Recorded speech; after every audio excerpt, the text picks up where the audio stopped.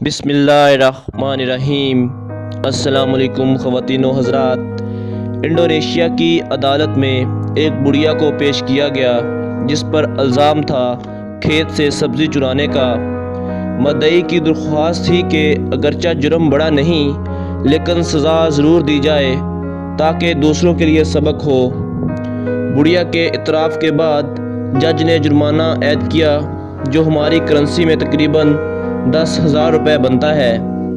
جرمانہ ادا نہ کرنے کی صورت میں جیل بھی جانا پڑ سکتا ہے۔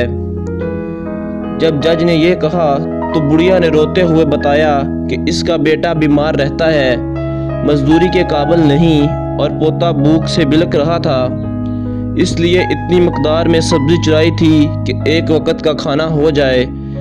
جج نے کہا قانون تو اندھا ہوتا ہے لہذا جرمانہ تو ہوگا، لیکن جج اندھا نہیں ہوتا۔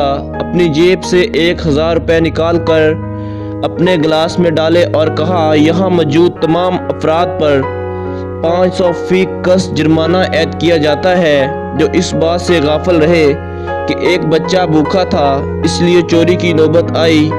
سب لوگوں نے بشمول مدعی ذمہ دار کے بخوشی جرمانہ ادا کر دیا۔ جرمانہ اکٹھا کرنے سے اتنی رقم اکٹھی ہو گئی کہ عدالت کا جرمانہ ادا کر کے بھی اچھی خاصی رقم بچ گئی جو بڑھیا کو پیش کر دی گئی۔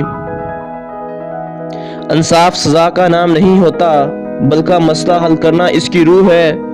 تو دوستو، اگر آپ کو ویڈیو اچھی لگی تو پلیز میرے ویڈیو کو لائک کر چینل کو سبسکرائب اور ساتھ لگے ہوئے بیل کے آئیکن کو ضرور دبائیے گا تاکہ آنے والی مزید ویڈیوز آپ کو مل سکے۔